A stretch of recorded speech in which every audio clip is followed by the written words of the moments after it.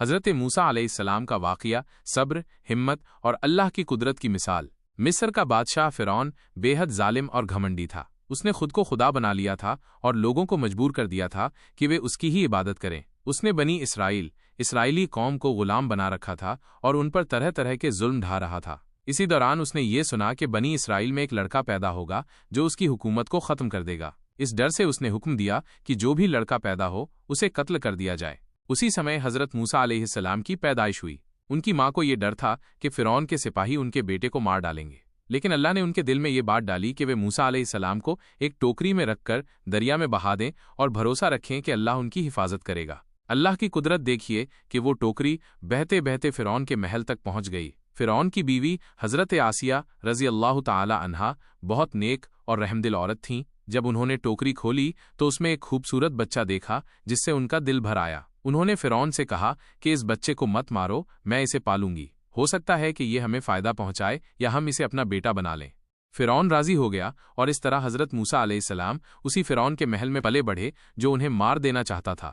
جب موسیٰ علیہ السلام جوان ہوئے تو ایک دن غلطی سے ان سے ایک آدمی کا قتل ہو گیا۔ انہیں ڈر ہوا کہ فرعون انہیں سزا دے گا، اس لیے وہ مصر چھوڑ کر مدین چلے گئے۔ وہاں انہوں نے ایک نیک انسان حضرت شعیب علیہ السلام سے ملاقات کی اور کئی سال تک ان کے پاس رہے۔ ایک دن جب وہ مصر لوٹ رہے تھے تو راستے میں انہوں نے ایک عجیب منظر دیکھا۔ ایک پیڑ جل رہا تھا لیکن جل کر راکھ نہیں ہو رہا تھا۔ جیسے ہی وہ اس کے قریب گئے انہوں نے اللہ کی آواز سنی جس نے انہیں نبوت دی اور حکم دیا کہ وہ فرعون کے پاس جائیں اور اسے سچائی کی طرف بلائیں۔ اللہ نے انہیں ایک چمتکاری لاٹھی بھی دی جو ضرورت پڑنے پر ایک زندہ ازگر بن جاتی تھی۔ جب موسیٰ علیہ السلام فرعون کے پاس پہنچے اور کہا کہ اللہ ایک ہے، وہی سب کا مالک ہے اور تمہیں اس کی عبادت کرنی چاہیے، تو فرعون نے ان کا مذاق اڑایا۔ اس نے سوچا کہ یہ کوئی جادوگر ہے اور اس نے اپنے سب سے بڑے جادوگروں کو بلا لیا۔ جب جادوگروں نے اپنی رسیاں اور لاٹھیاں پھینکی تو وہ سانپوں میں بدل گئیں، لیکن جب موسیٰ علیہ السلام نے اپنی لاٹھی پھینکی تو وہ ایک بڑا ازگر بن گئی اور سب کچھ نگل گئی۔ یہ دیکھ کر جادوگر سمجھ گئے کہ یہ جادو نہیں بلکہ سچائی ہے اور انہوں نے ترنت اللہ پر ایمان لے آئے۔ یہ دیکھ کر فرعون اور بھی غصے میں آ گیا اور اس نے جادوگروں کو موت کی سزا دے دی، لیکن اب اس کی حکومت کمزور پڑنے لگی تھی۔ فرعون کو جب یہ احساس ہوا کہ موسیٰ علیہ السلام کی باتوں سے بنی اسرائیل کے لوگ بغاوت کر سکتے ہیں تو اس نے ان کا ظلم اور بڑھا دیا۔ آخرکار موسیٰ علیہ السلام اللہ کے حکم سے اپنی قوم کو لے کر مصر سے نکل گئے۔ جب فرعون کو اس کا پتہ چلا تو اس نے اپنی پوری فوج لے کر ان کا پیچھا کیا۔